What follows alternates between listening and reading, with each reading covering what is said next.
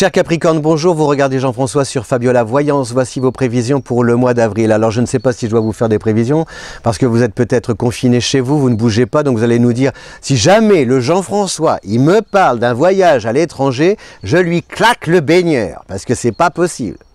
Voilà. Mais il y a peut-être aussi d'autres Capricornes qui me regardent, je ne sais pas, dans un pays francophone ou ailleurs qui parle français, qui n'est pas touché, même pas, ou qui comprend le français, qui n'est pas touché par le virus et qui peut voyager. Vous voyez, enfin, tout ça, c'est très relatif. Bon. Voilà, cher Capricorne, alors ces prévisions pour le mois d'avril, eh bien, je vous les fais quand même parce que voilà, la vie continue. Et puis il y a des prévisions qui sont quand même assez étonnantes. Il y a surtout, moi j'ai vraiment été interpellé par cet alignement planétaire le 23 avril entre le Soleil, la nouvelle Lune et Uranus. Ça pour le premier décan du Taureau. Toutes ces planètes donc sont rassemblées en Taureau. Vous êtes Capricorne, mais il y a aussi Jupiter qui traverse le Capricorne, Pluton qui traverse le Capricorne, Neptune, Vénus, Neptune le Poisson.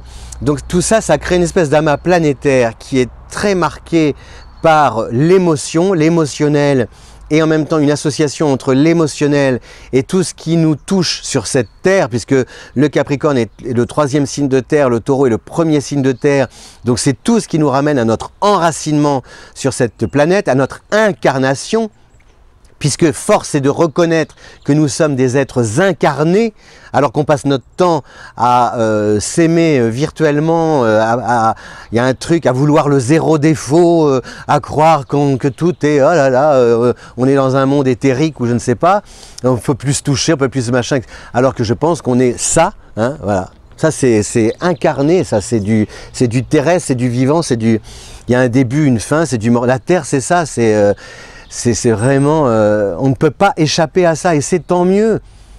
Tant mieux. Moi j'ai hâte voilà, de mettre encore mes mains dans la terre, de piler le raisin avec mes pieds, de manger des fraises. Aujourd'hui on veut plus de ça. Ah oui mais ça salit, ça tâche. Bon enfin bon. Mais c'est pas grave. Donc que fait la nature, que fait l'humanité? Non, que fait la nature? Que fait, voilà, une claque derrière la tête pour nous rappeler que bon, c'est elle qui a le dernier mot. Les deux choses qui ont le dernier mot, messieurs, dames, les deux choses qui ont le dernier mot, vraiment, c'est notre corps. Le corps a toujours le dernier mot. Tu as beau manger vegan, te préserver, etc. C'est le corps qui a le dernier mot. C'est le corps. Voilà. Si le corps vacille, vrille, part en vrille, voilà, t'as beau ta tête, méditer, Om, sweet Om, etc.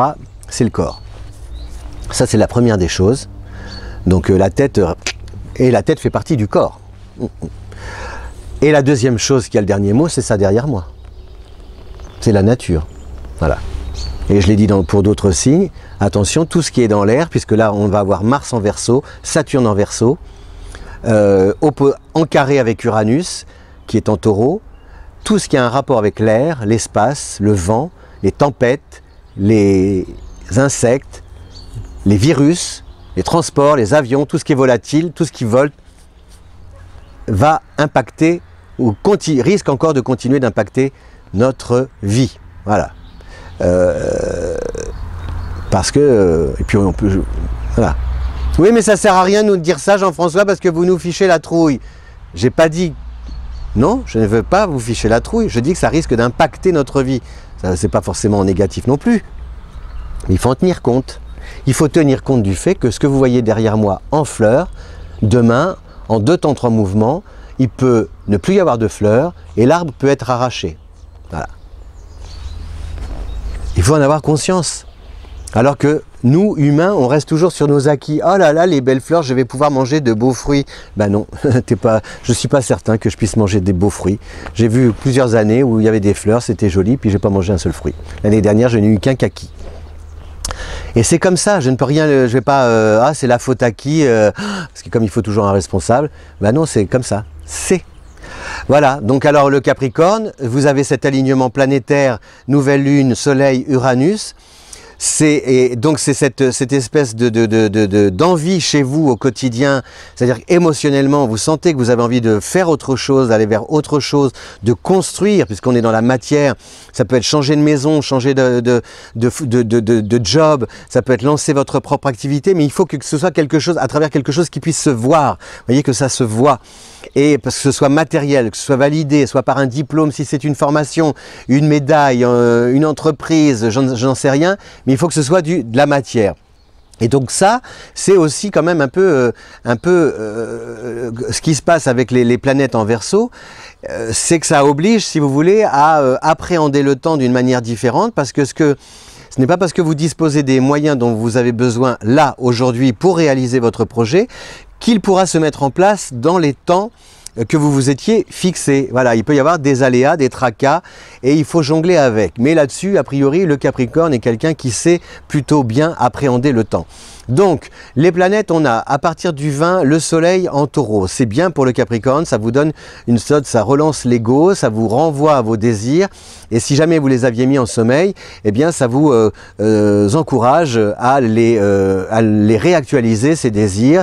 Et là, comme l'été approche, tout ça, etc., vous allez peut-être avoir envie ou réfléchir davantage et passer à la partie, à l'étape suivante, c'est-à-dire de concrétiser votre projet entre maintenant et septembre, par exemple. On a Mercure qui est en Poisson jusqu'au 11, donc c'est toujours ce feeling, parce que avec ce qui vous parle dans votre ventre, parce que comme le Poisson est quelqu'un qui en général réfléchit, calcule, contrôle, là on est pas le Poisson, pardon, le Capricorne est quelqu'un qui réfléchit, calcule, contrôle. Là, ce qui se passe avec Jupiter et ce long séjour de Mercure en Poisson, c'est que vous ne pouvez pas échapper à votre petite voix intérieure, vous êtes obligé de l'écouter, et elle vient du ventre, et c'est tant mieux, parce que ce qui vient de votre ventre, c'est quelque chose qui vous amène à vouloir vous faire plaisir aussi, voyez, et à ne pas commettre d'erreurs, et aussi à être beaucoup plus peut-être heureux. J'ai toujours le Capricorne, c'est vouloir faire des choses parce qu'il faut les faire, vouloir réussir dans la vie parce que ça sécurise, mais quand on lui pose la question, mais réussir dans ta vie, est-ce que ça veut dire que tu as réussi ta vie? Bon, bah là, il y a peut-être un blanc. Voilà. Et donc là, ce qui change, c'est que vous avez envie de réussir votre vie, plutôt que de réussir dans la vie. C'est parce que sinon, c'est la phrase de Freud.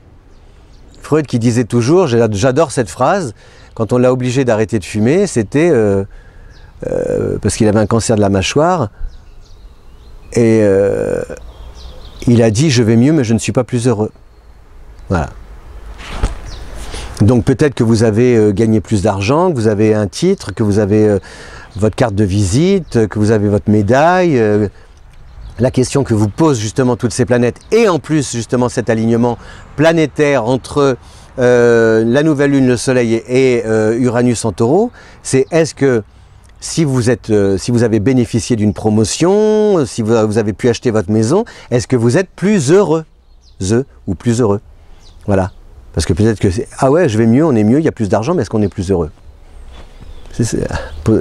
Et donc les planètes vous posent la question, et votre ventre, votre petite voix intérieure, et Jupiter, toute l'année, vous relance. Et si parfois vous ne voulez pas y répondre, Jupiter revient à la charge en vous disant, est-ce que ce que tu vis, c'est vraiment ce que tu veux vivre?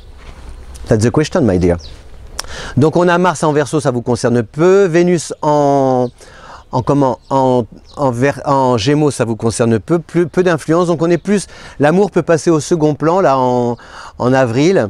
Et on est plus d'abord dans la construction, et puis surtout vous seul, avec vos désirs, et cette envie, j'en ai déjà parlé, mais vraiment cette envie d'appliquer vos idées, de mettre sur pied vos projets de manière concrète, solide et durable, et surtout des projets qui vous tiennent à cœur, qui vous ressemblent. C'est ça qui est important.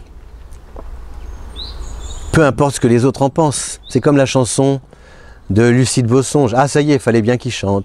Oui, mais je chante à la fin. Cette jolie chanson de Lucide Bossonge qui dit et chantez pour tous ceux qui n'écouteront pas, ne chantez que pour cette voix qui vient de là. Voudrais-tu que je te dise les raisons qui me font vivre ma vie comme une création? Garde-toi, ne les écoute pas.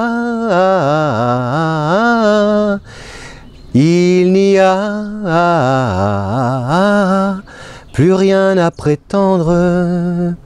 Très jolie chanson qui s'appelle Les Solitaires de Lucide Bosonge. Vous n'avez rien à prétendre, cher Capricorne. Juste écoutez votre petite voix pour faire de votre vie une création. À bientôt. Si vous aimez cette vidéo, merci de la partager sur les réseaux sociaux. Et si vous voulez découvrir vos prévisions, eh bien, votre thème astral, vous pouvez cliquer sur le lien qui est là en description. Ciao, merci.